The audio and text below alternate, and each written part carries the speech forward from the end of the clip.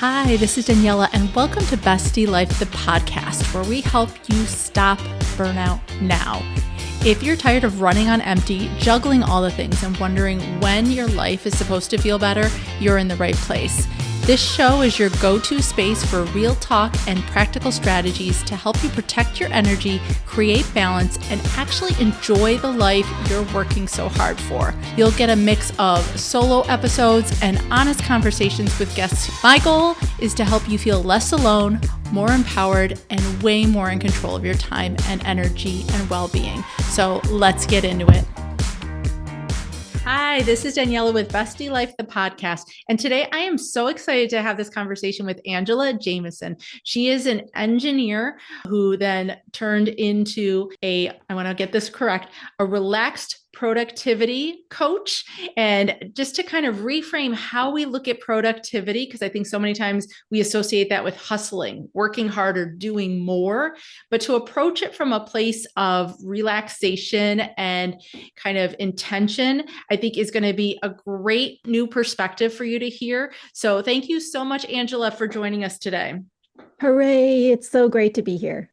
So that was like the briefest synopsis ever, I think, of someone's background and what you do. But I want you to explain a little bit maybe about your story and journey. How did you go from being an engineer, which can be so clinically based and concrete, to a relaxed productivity coach? Right. Well, I don't call myself a coach. I call myself a relaxed productivity advocate Okay. because I just want to spread the message about relaxed productivity. So some of the background of where I came across this was I was a really busy engineer and I had an international career, I grew up in Canada, but worked in the Netherlands and Brunei in Southeast Asia and living the corporate life. I was doing well. And then when I returned home, I joined the rat race at home and was in the perfect storm of the sandwich generation. Mm-hmm. Big job. I had three little kids. My dad had just gotten ill. So, I was sort of saying, I wasn't burning the candle on both ends. It was kind of just melting Oh all gosh, over the yeah. place, Mm-hmm. but if you had asked me if I was burning out, I would say no, I'm just handling things. You're on this hamster wheel and you don't realize how much you're taking on until something happens. And that happening was my dad passing. And, Wow. just having that experience, and I know this is not unique to anyone, but it just really brought mortality to the fore in that I was talking to my dad, and then a few hours later, he was gone. And that realization that, his amazing life that he lived as an immigrant from China, coming to Canada to give his family a better life, all of that was basically gone. All Mm-hmm. of his magic was gone. And it made me think, what am I doing? What am I doing with my life? And what is the legacy I'm leaving? And so I quit my corporate job and I just dove into personal development and self-help. And what I found was there's a lot of contradictory stuff of like, you should do this, you Yeah. should do that. And I just developed my own way of thinking about it, but through an engineering lens. So it's Mm-hmm. almost like I can finally say this is logical, that this is consistent, and that it just made me feel so good that I wanted to tell other people about it. And that's where I became a relaxed productivity advocate.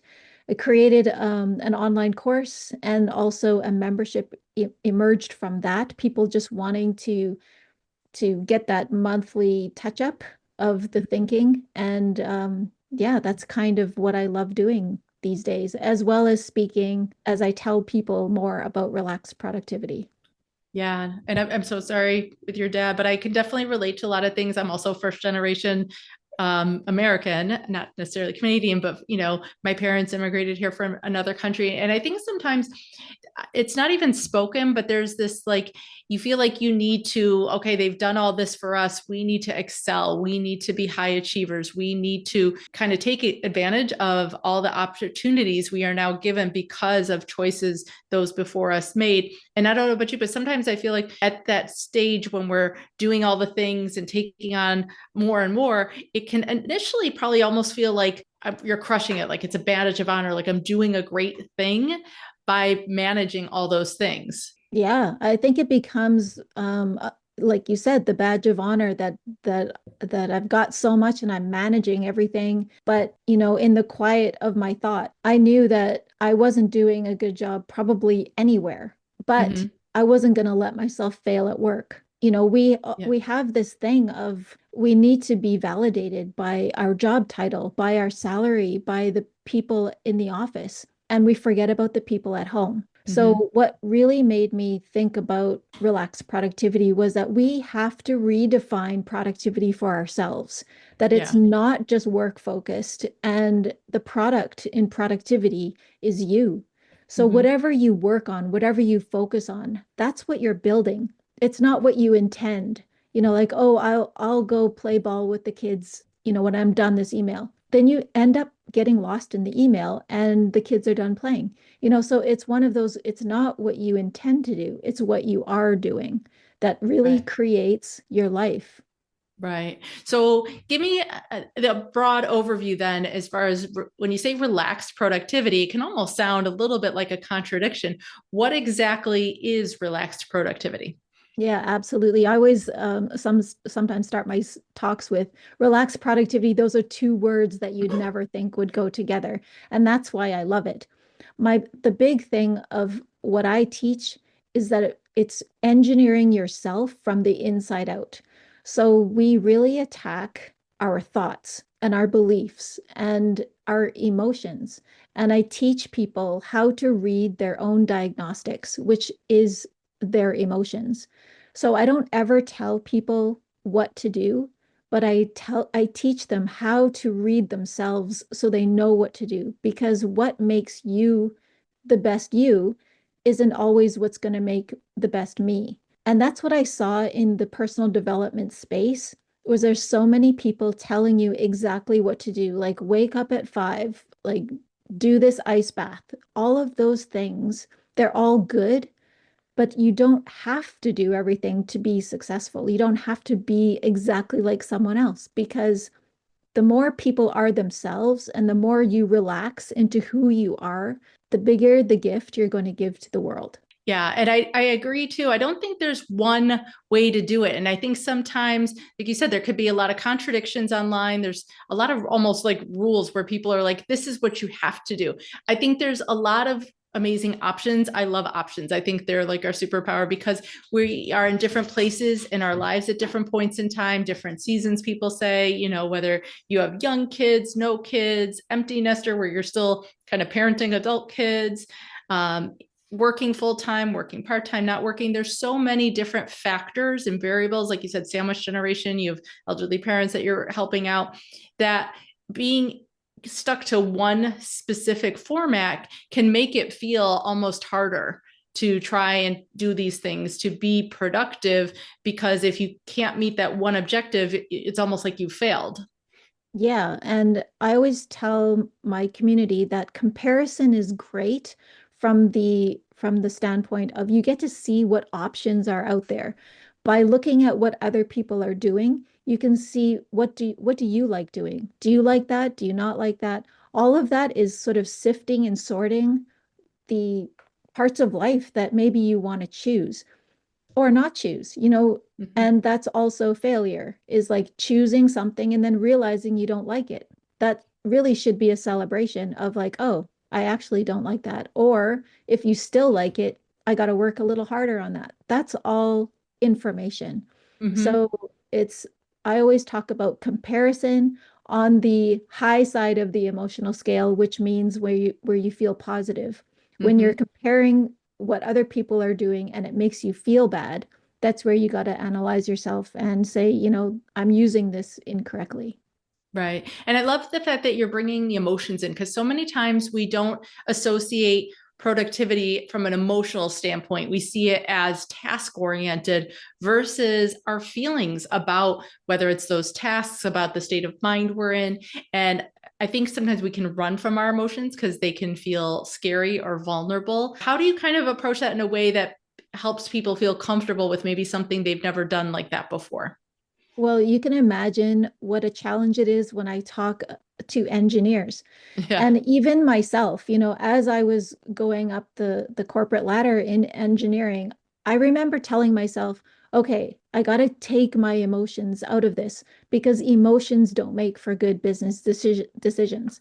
But what I realized in massaging the numbers that I was putting into the business plan, those weren't really any better because I could actually manipulate the numbers to show it whatever I wanted to happen. So we are as engineers trained out of our emotions. And I really want to bring that back because not only is it the true meaning in connecting with your colleagues or reading yourself, which is the most important, we savor life through our emotions. If you Hmm. were just emotionless, there would be no highs and no lows. And I think we also try to protect ourselves. You mentioned vulnerability.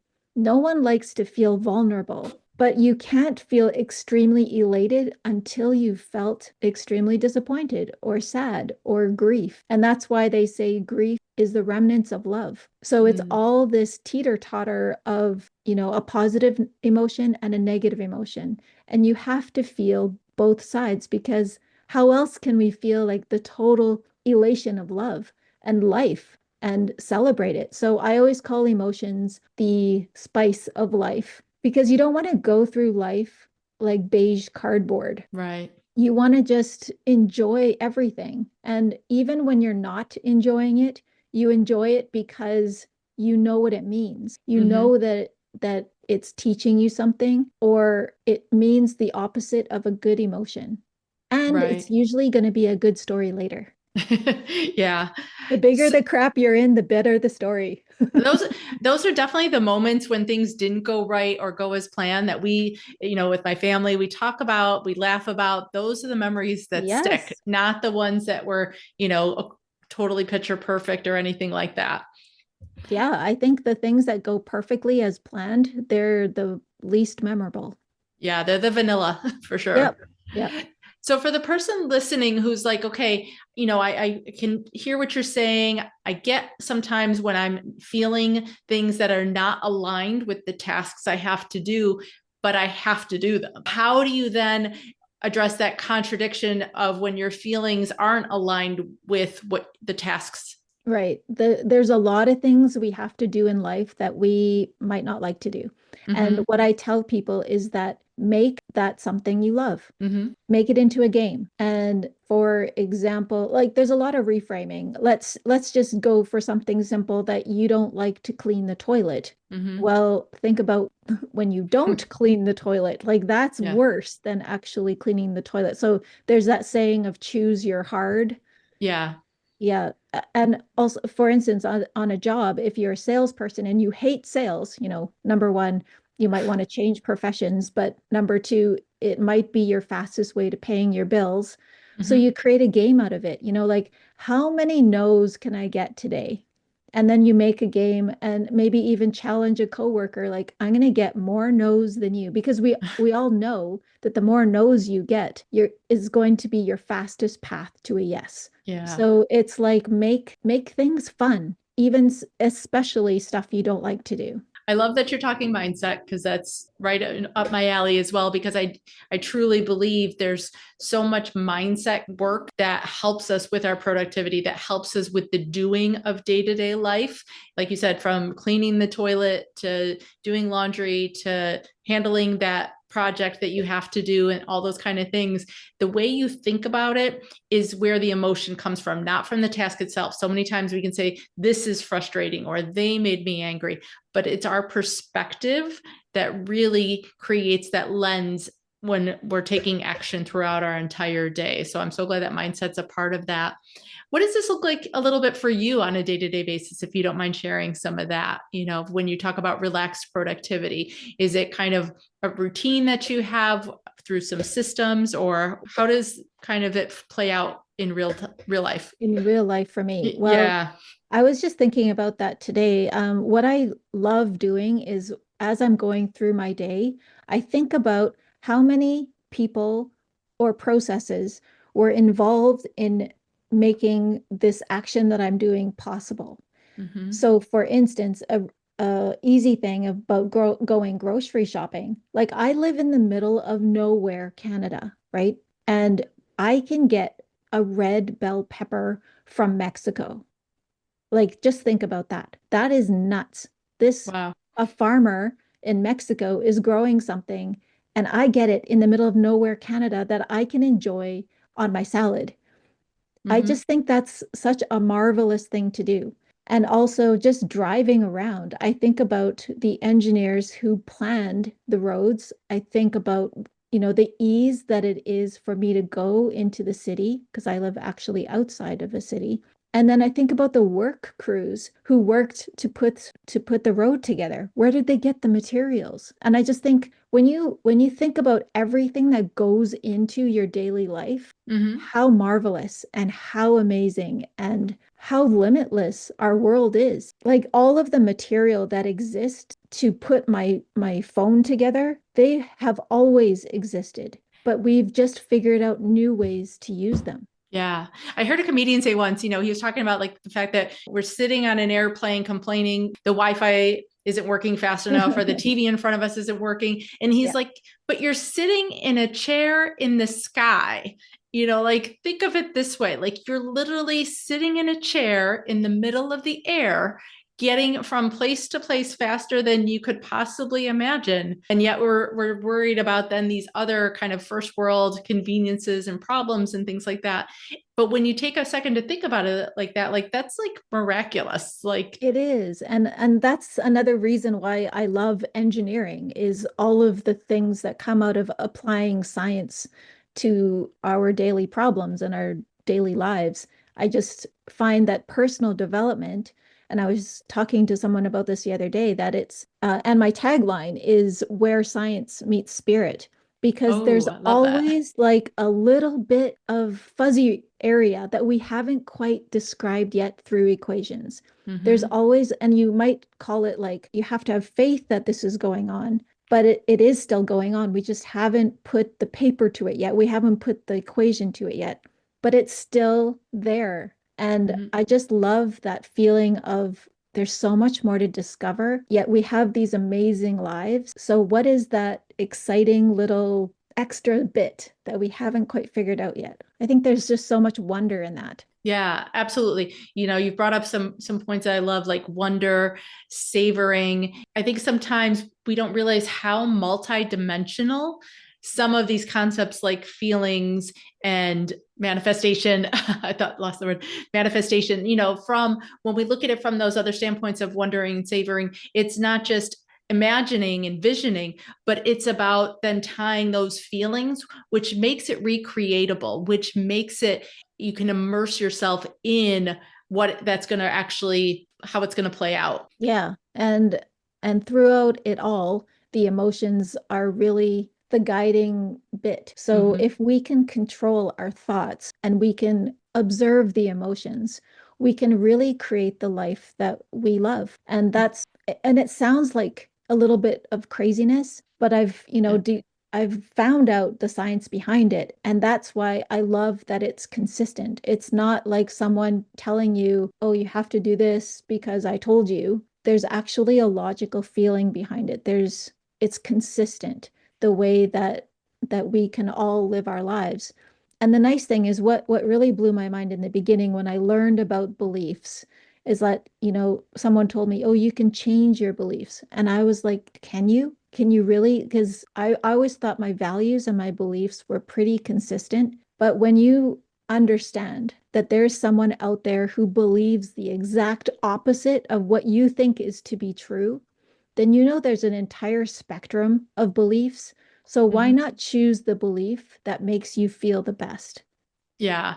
And you just kind of perfectly explained something for my listeners that if you've listened to me for a while, you've heard many times that I always say is when you think differently, you feel differently, you act differently. And if you just went straight to the actions, you're not going to get necessarily the benefits without that thinking and feeling part. You cannot ignore the emotions that are attached to it. But Right. as part of self-care, one of the emotions I always love to kind of tap into is gratitude as well. I think gratitude practices are underappreciated for their power in being able to shape so much of our day-to-day thoughts.